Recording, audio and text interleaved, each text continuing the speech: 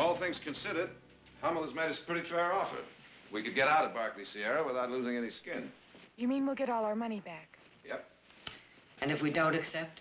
Well, then we're in for a rather expensive fight for control of the company. All right, Jared, what are our chances? Hummel now controls 60% of the outstanding shares. Then we're lost before we start. Not necessarily. We might be able to win over some of the proxies he now holds. Oh, let's sell and get out. Mother?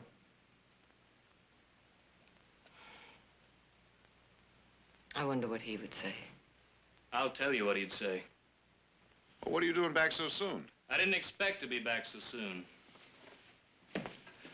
I was chased out by men carrying ropes. They call themselves the Molly Maguires. Did you ever hear the Molly Maguires? Any of you? Those miners have reached the limit of their endurance. The Molly Maguire is one of their secret societies, a violent one. They have the strange notion that it's better to die fighting than wait like sheep. A very strange and unrealistic people. I don't think you'd like them. Funny thing is, they don't hate the company management nearly as much as they hate the Barclays. Get to the point, Heath. Well, now, I was going to tell you what he'd do. Go on. He'd say, sell out. He'd say, wipe your hands of the whole dirty mess. He'd say, take your money and run. What happened up there? You think those men up at Lonesome Camp are striking against Hummel's management? His wage cut? Working conditions in the mine? Oh, you are so wrong. They're striking against him. Heath, I think you'd better explain that. And you explained to me his promises that were never kept.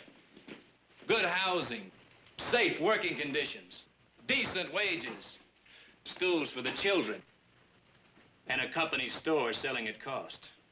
Security for the old and the injured.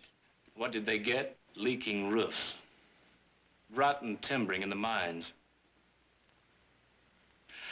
dirty children playing in the streets and begging pennies, and a company store that charges 4 prices for everything.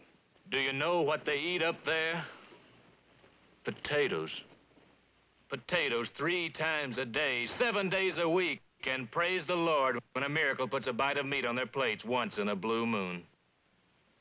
And as for the old and the crippled, oh, they've got it fine and easy.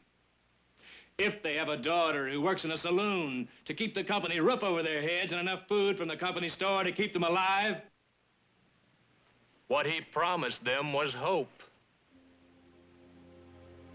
And what they got was a kick in the teeth. That is why they hate him. I don't believe it. I don't believe it. You're very young, and the young are very intolerant. You couldn't understand a man like your father. You couldn't understand how a man might make promises in good faith and then be unable to keep them. You only heard one side of the story. Don't pass judgment on a man you never knew until you hear both sides. I've always had faith in my husband, and I still do. But if he was at fault in this instance, then we all are at fault.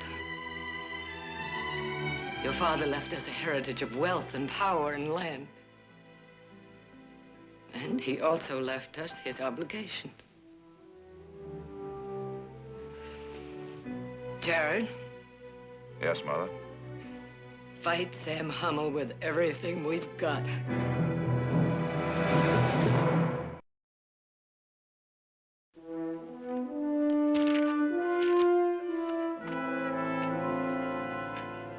Bryce, you hold 1,000 shares. I want your proxy to vote them. Jared, is the situation that bad? Believe me, it's that bad. We've got to get that mine back in operation. Who else will go along with you? I've got Mayhew and Chase to throw in with me. Now, what do you say? But even with my 1,000, you're still way short of control. George, I only know one way to begin. That's to start.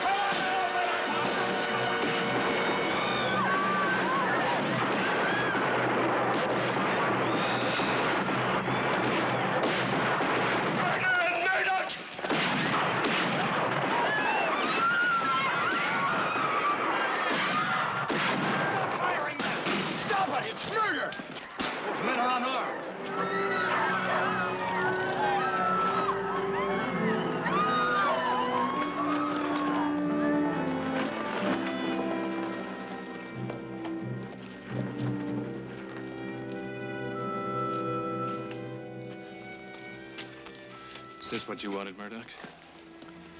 I didn't want murder. You've got to believe me. I didn't want murder.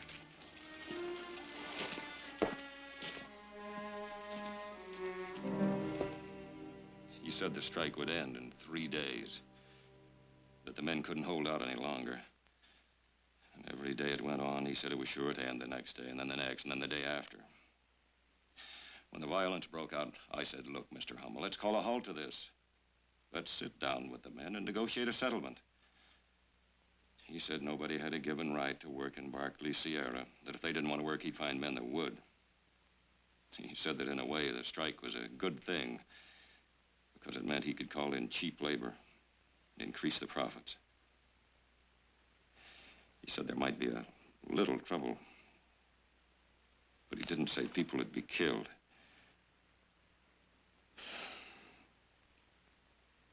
What can I do?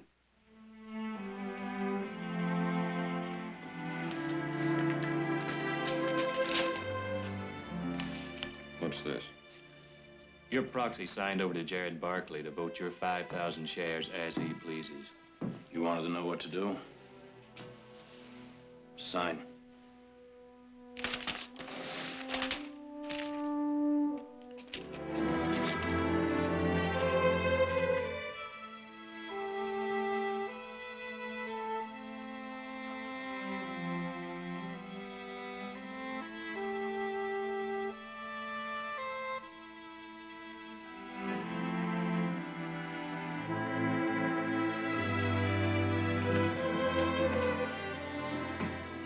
I thought you were up at Lonesome Camp. I was. Got a little present for you. Murdoch's proxy. This does it, boy. This does it.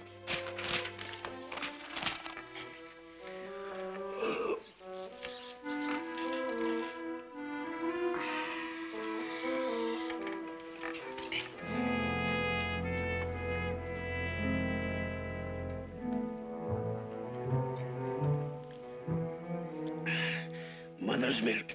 Have a drop or two. You're not looking well, Paddy. I never felt better. Oh, that rap you got on the head. What are you talking about? My head's the hardest thing I've got. It was a terrible rap. I knew a man got one like it once. Oh, he was up and about, cheerful as a lark for 3 days, but then on the 4th, he was dead as a mackerel. What are you saying, man? That you're going to die, me boy. You don't mean it. Yes, but only for a little while. Who ever heard of a man dying for a little while?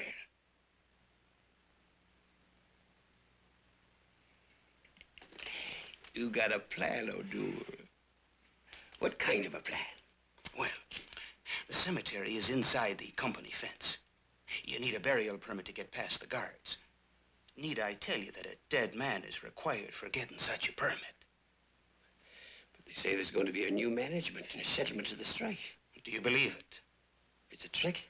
We're in a war, Paddy. A war between the likes of us and the landlords. A dirty landlord's trick. Oh, we're not just fighting the Barclays. We're fighting all the bosses and all the mine owners. Why start anything now when the trouble's almost over? I'm telling you, we need the violence. We need the men in the other camps to know there's such a thing as the Molly Maguires, ready to fight for them against the bosses. What are you going to do? Blow up the works. Oh, that's a grand plan. Then are you with me? Oh, Paddy, you'll be a famous man. How long do I have to stay dead? Only a day or two. Will I have a wake? A grand wake. It's the height of my career. I'll be attending my own wake.